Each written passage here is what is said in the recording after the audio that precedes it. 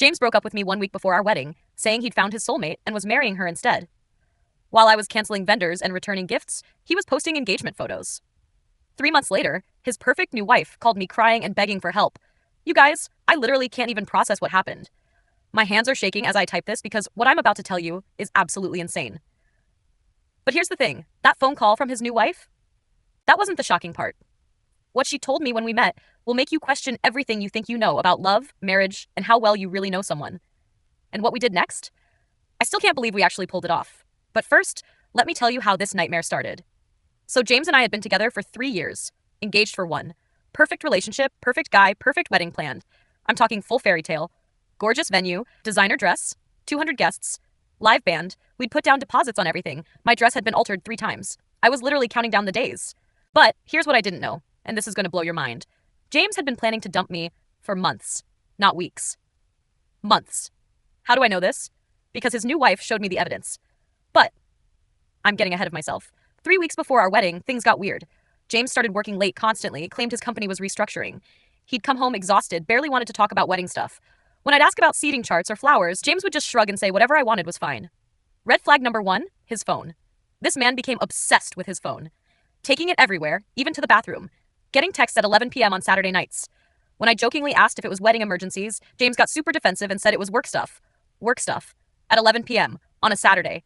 2 weeks before the wedding, my maid of honor, Sarah, saw James at this trendy restaurant with a woman she didn't recognize. Tall, blonde, expensive jewelry. When I asked James about it, he said it was a business dinner with a client and got annoyed that I was checking up on him. But here's what James didn't know I knew. And this is where the story gets absolutely crazy. I actually had started suspecting something was wrong way earlier than I let on.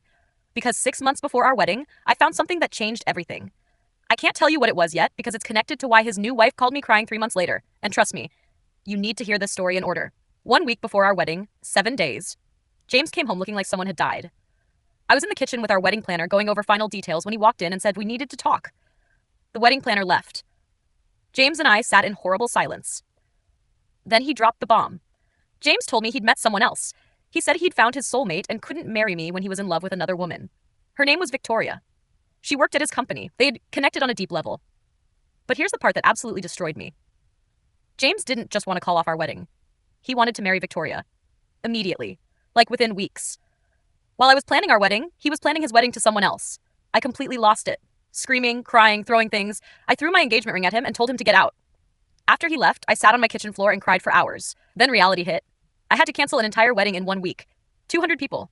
Every vendor. Most kept the deposits because of short notice. I had to return all the wedding gifts with pathetic little apology notes. James? He was posting photos with Victoria like his life had never been better. 2 weeks after destroying my life, he posted this gorgeous engagement photo. When you know, you know. Can't wait to marry my best friend. They had their courthouse wedding a month later. James looked happier than he'd ever looked with me. Victoria was stunning. Tall, blonde, successful, everything I'm not. For 3 months, I watched their perfect life on social media. Amazing honeymoon to Bali, gorgeous apartment, constant couple photos. Victoria posting about how grateful she was to find her soulmate. I was living with my parents, going to therapy, trying to rebuild my life. Then my phone rang. The woman on the other end was crying so hard I could barely understand her. When she finally calmed down, she said, "This is Victoria, James's wife. I need your help. Victoria, the woman who stole my fiancé, calling me, crying, asking for help." I almost hung up, but curiosity won. When I asked why she was calling me, Victoria said she'd discovered something about James that made her understand why he'd really left me. She needed to talk to someone who knew him before. We met at a coffee shop the next day. Victoria looked nothing like her perfect Instagram photos. Pale, thin, dark circles under her eyes. What Victoria told me over the next 2 hours completely shattered everything I thought I knew about James. But what she showed me was even worse. And what we decided to do about it? I still can't believe we had the guts to pull it off. First update, you guys are blowing up my DMs, asking what Victoria told me at that coffee shop. But first, I need to drop this bombshell that makes everything 10 times worse. James had been stealing our wedding money. Not borrowing. Stealing. 6 months before our wedding, I found weird withdrawals from our joint account. When I asked James, he said they were wedding expenses. But I keep spreadsheets of everything. These withdrawals didn't match any vendor payments. Those withdrawals? They were funding his relationship with Victoria. Every expensive gift he gave her, every romantic dinner, every weekend getaway, paid for with our wedding money. When Victoria told me at the coffee shop how generous James had been, I almost threw up. She had been living my dream life on my dime and had no idea. But that's not even the crazy part. Victoria showed me something that made my blood run cold. Victoria went white and started crying again. Then she dropped the real bomb. James was still on dating apps. During his marriage to Victoria, the same apps he'd used while engaged to me. But wait, it gets worse. Victoria had found emails proving James had done this before. To multiple women. He'd been running the same scam for years. Here's James's playbook. Get serious with a woman, move in, get engaged, start stealing from joint accounts while hunting for the next target. Use the new woman as an excuse to leave. Repeat. I wasn't his first victim. Victoria wasn't going to be his last. James was a serial relationship scammer. But here's where it gets insane. Victoria isn't just some random girl. She's a forensic accountant. She investigates financial crimes for a living. When Victoria started digging into James's finances, she found evidence of actual felonies. Tax fraud, identity theft, embezzlement from his company. This man wasn't just a cheater. He was a criminal facing potential prison time. And Victoria had a plan that was absolutely brilliant. Second update. Victoria's plan was genius. She used her law enforcement connections to investigate James while I helped find his other victims. It took 3 weeks, but we found 8 women total. 8 women James had scammed over 10 years. The financial damage? Over $350,000 stolen. Every woman had the identical story. Perfect boyfriend, engagement, combined finances, stolen money, then abandoned for someone new. But Victoria's plan wasn't just about revenge. We were going to destroy James legally and publicly. Here's what we did. Victoria gathered evidence for the FBI while we planned the perfect confrontation. Victoria told James she wanted a romantic dinner to save their marriage. She booked the same restaurant where James had proposed to me, paid for with our stolen money.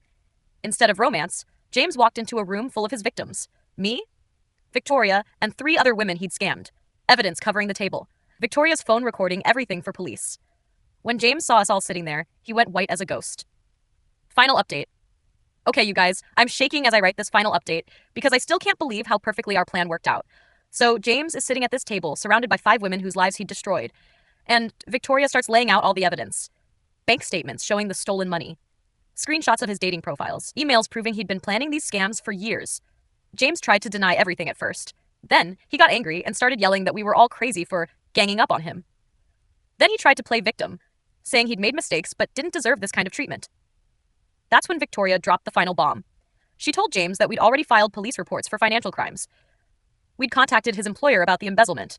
We'd sent evidence to the IRS about his tax fraud.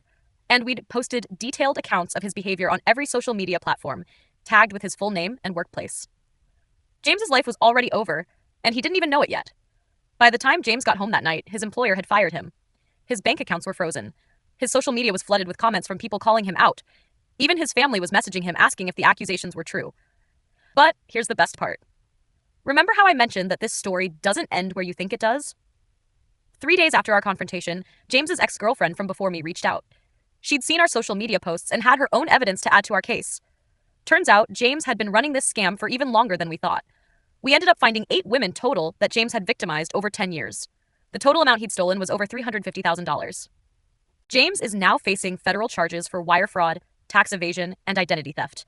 He's looking at potentially 15 years in prison. Victoria is getting everything in their divorce because of the financial fraud evidence. As for all of us victims, we're actually getting our money back. The FBI froze all of James's assets and we're splitting everything he owns. It won't cover all our losses, but it's something.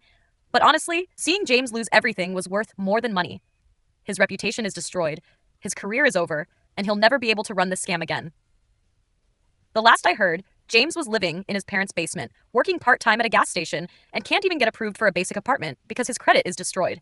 Victoria and I have become really close friends through all this.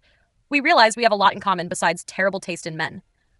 She helped me find a new apartment, and I helped her navigate her divorce. 6 months later, I'm doing amazing.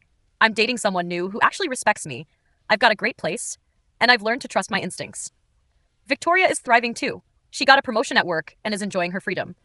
Sometimes karma needs a little help, and we were happy to provide it. James tried calling both of us after he got arrested, begging us to drop the charges.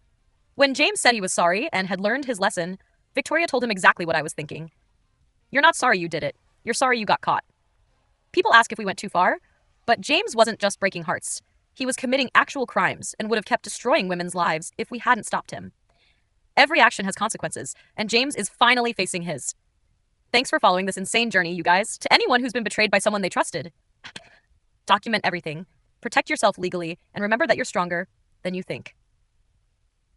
And hey, if you enjoyed this story of justice served ice cold, don't forget to like this video and subscribe to Viral Family Tales for more incredible true stories. We post new content every day, so hit that notification bell so you never miss an update. Drop a comment below if you think James got what he deserved, or if you have your own story of karma catching up with a scammer. Thanks for watching, and remember, the truth always comes out in the end.